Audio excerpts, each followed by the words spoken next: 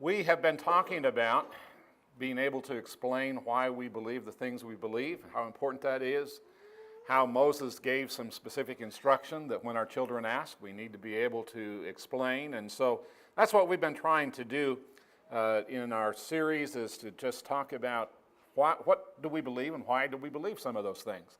A few weeks back, we began to look at some of the boundaries that God has established relative to the various roles that gender plays.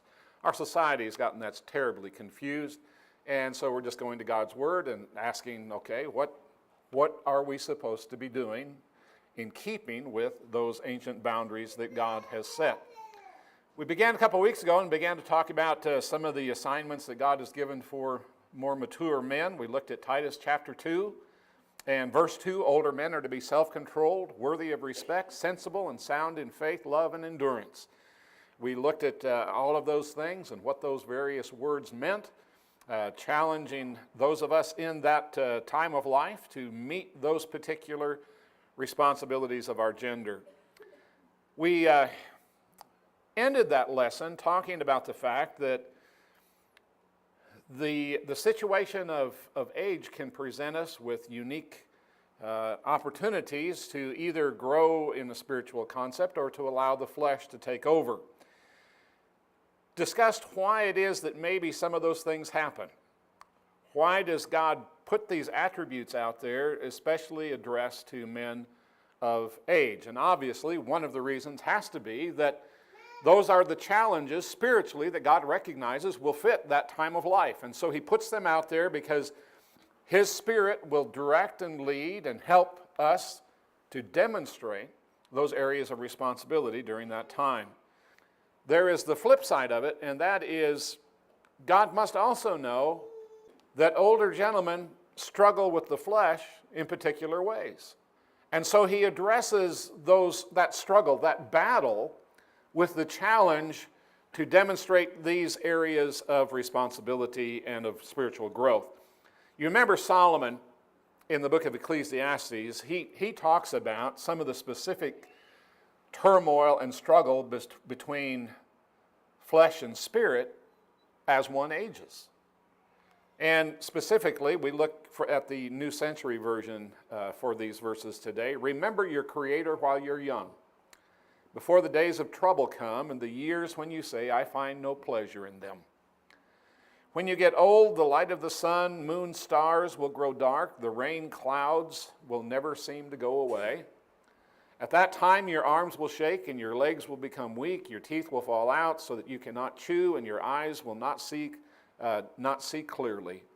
Your ears will be deaf to the noise in the streets, and you will barely hear the millstone grinding again. You'll wake up when the birds start singing, but you will barely hear the singing. You will fear high places. You will be afraid to go for a walk. Your hair will become white like flowers on an almond tree. You will limp along like a grasshopper when you walk. Your appetite will be gone. Then you will go to your everlasting home, and people will go to your funeral. Solomon says, the aging of our flesh produces some spiritual challenges to our flesh. And his point is those fleshly challenges can diminish the spiritual commitment during that time. You see, we just don't grow old, and by the mere fact of growing older, we get spiritually more mature or wiser, or any of those things don't happen. And so God has given specific instruction to men as they grow older because this is the way God wants us to be, but also because our flesh works in different ways than it used to at this time. Paul's spiritual directives for godly men in Titus chapter 2 actually provide an amazing contrast to the things that Solomon talks about in the 12th chapter of Ecclesiastes. Solomon talks about days of trouble, finding no pleasure. He talks about focus of darkness and unending gloominess. He talks about physical strength being depleted. He talks about disruptive sleep patterns and fears, white hair, limping, and depleted appetite. He talks about all of those physical things, and Paul has laid out very, very plainly, here's what I want men to be. I want them to live with spiritual clarity. Yeah, your flesh is going to want to be lost in this dark focus. And, oh, no. I want you to have spiritual clarity. I want you to know who's in charge, what's going on.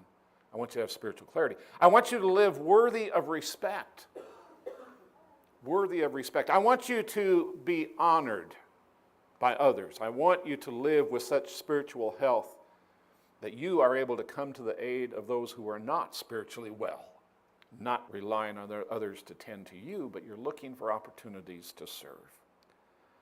I want you to live with a sweet benevolence of heart, and I want you to live all that life dishes out with patient faith. So, the contrast. The challenge then for mostly mature men, how are you doing at all of these roles that are assigned to this time in your gender? It's a great responsibility. It's also a great opportunity, and there's also great joy. And so we can experience the fullness of God in the roles for which He's created us. We move back to our text of Titus chapter 2. But you must speak what is consistent with sound teaching, Paul tells Titus. Older men are to be self-controlled, worthy of respect, sensible, and sound in faith, love, and endurance. In the same way, older women are to be reverent in behavior, not slanderers, not addicted to much wine. They are to teach what is good, so that they may encourage the young women to love their husbands and children, to be sensible, pure, good homemakers, and submissive to their husbands, so that God's message will not be slandered. Likewise, encourage the young men to be sensible about everything, to set an example of good works yourself with integrity and dignity in your teaching. Your message is to be sound beyond reproach, so that the opponent will be ashamed, having nothing bad to say about us. The next boundary that we're going to look at is God's assignment for mostly mature women. I would never say old women. I would even hesitate to say older women. So I will say mostly mature. You may have read some of Elizabeth Elliot's work or heard her speak at different times.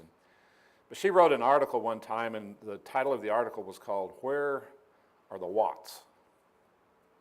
What she meant by that, or where are the women of Titus 2?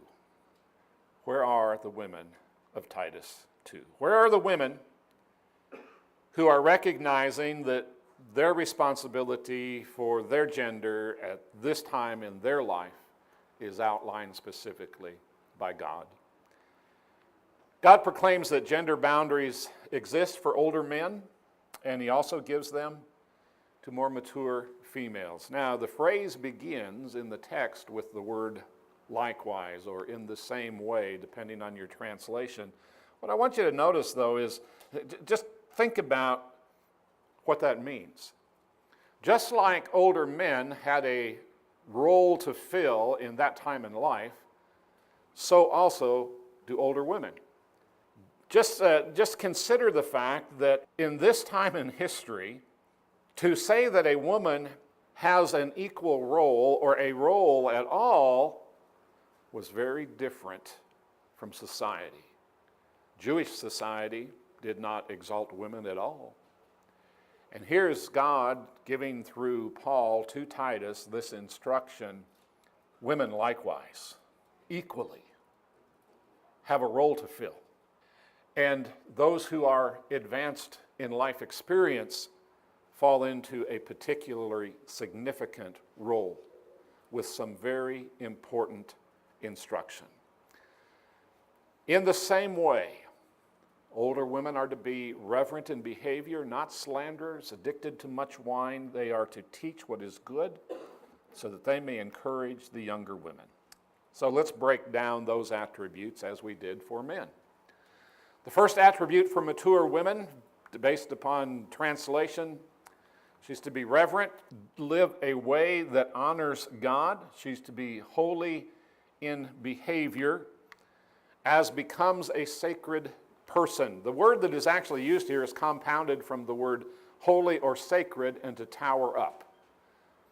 In other words, mature women are given the responsibility by God to be a towering example of what it is to be sacred, what it is to be holy.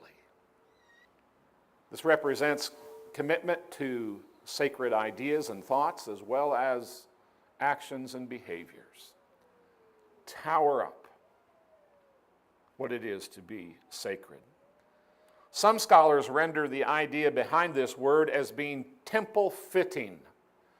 In other words, how it would have been understood in the time that Paul wrote it, being one who is fitted for the temple, one who is holy enough to be elevated to go into the temple, thus descriptive of the nature that priests had in serving God. So the action of older women are to exemplify the depths of sacred living which characterized the priest of Israel. Again, that is not in keeping with the culture or even the religious thought of that time. It is a responsibility that God recognizes needs to be filled and addressed and can best be filled by those with life experience. The second attribute of older women, Paul says they are not to be slanderers. They must not slander others. They must not be malicious gossips or not false accusers. This particular word appears 34 times in the New Testament and is usually translated by the English word devil. Older women are not to be devils.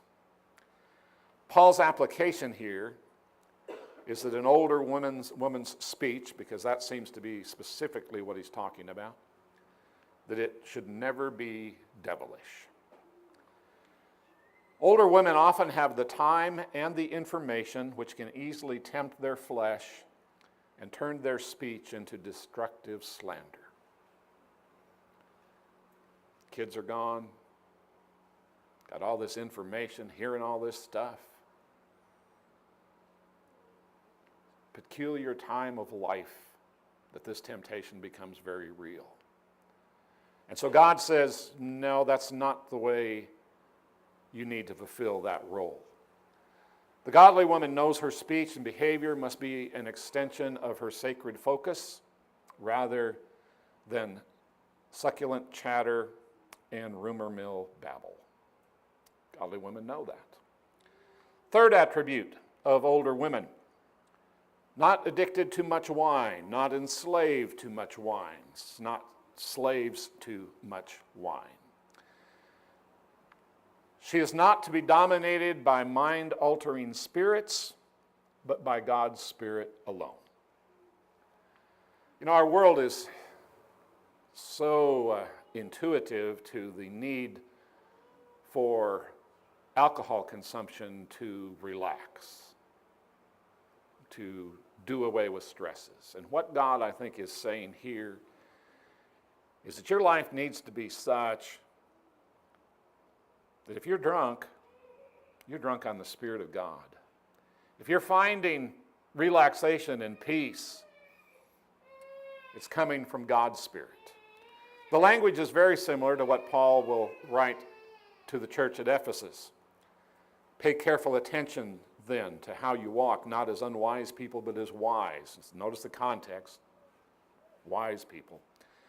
Making the most of the time because the days are evil, so don't be foolish, but understand what God's will is, or the Lord's will is. And don't get drunk with wine, which leads to reckless actions, but be filled with the Spirit. You see, here on two different occasions, Paul uses what alcohol does to the human spirit and says that kind of easing, that kind of stress relief leads to reckless actions. Instead, it says you need to be filled with the Spirit of God. That will not lead to reckless actions. It will bring about the peace and the calm. The expression not given to much wine, I just want to mention this because some people use this as a backdoor expression to say, well, it doesn't say I shouldn't have a drink, it just says I shouldn't be addicted. All I'm going to do is just ask you this simple question. If we just change that text a little bit, if the text said she's not to be given to much lying, would we have that same discussion?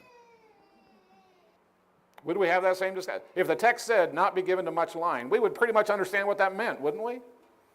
It wouldn't mean that you can lie on weekends, or that lying would be okay in a social environment, or you could do a little bit of lying, but just not a whole lot. It's an expression, it's an idiom, it's a wording at that time that's in context. Paul's saying, don't use physical spirits to bring relief when the Spirit of God brings real relief. That's what he's saying. It's not about how many you can have without getting tipsy. So we need to be honest with the text, not just look at something and use it as a backdoor excuse for behavior that maybe sometimes we would like to engage in. The application here is that older women serving God are controlled in speech as well as in their fleshly appetites. Fourth attribute of an older woman, she is to teach what is good. She is to teach others what is good. She is teaching what is good. Literally, Young's says, of good things, teachers. The word actually is compounded from the Greek word kalos, which means good, and didaskalos, which means a teacher or an instructor. So it's an instructor of the things that are good. It's a very unique word. It's only found in this spot in all of the New Testament. Many people, many scholars even believe that Paul may have, if you will, made up this word.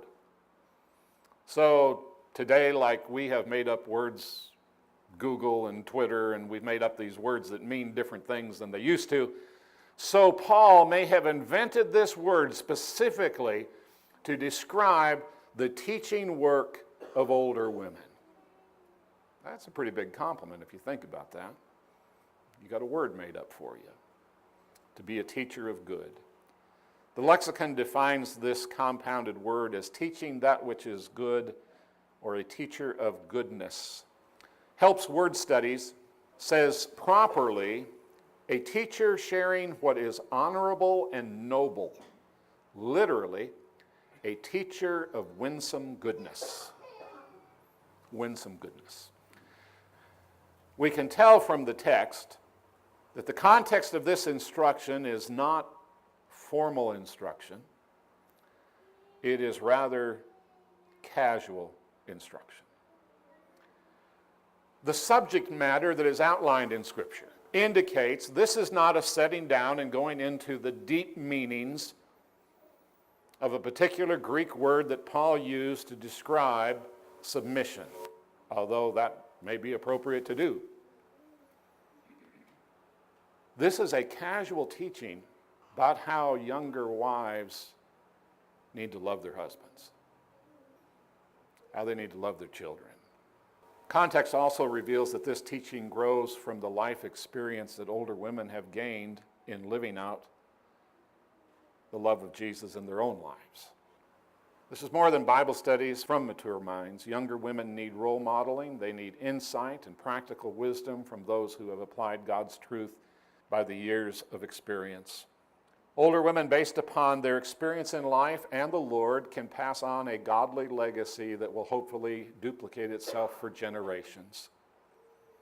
There is a role that only older women can fill, and it is a vital role because a godly home is the foundation of faith, it's the foundation of a church body, it's the foundation of society, if society lets it be.